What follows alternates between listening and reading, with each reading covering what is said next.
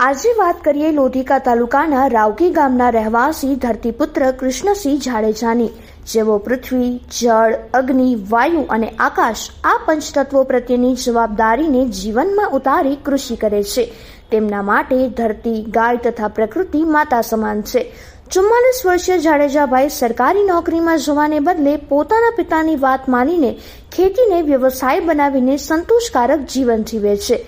યજુર્વેદમાં ગાયને અનેક ગુણોવાળી કહેવામાં આવી છે.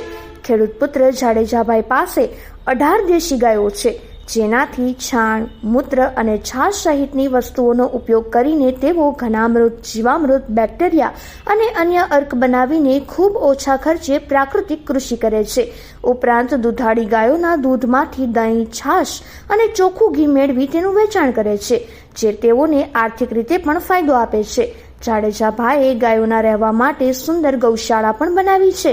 કૃષ્ણસિંહ જાડેજાએ પોતાના ખેતરમાં જંગલ મોડેલ અપનાવીને હળદર સાથે સરગવો, તરબૂચ સાથે ટામેટા, ટામેટા સાથે ગીસોડા અને મરચી સાથે ગલગોટાના ફૂલ વાવ્યા છે.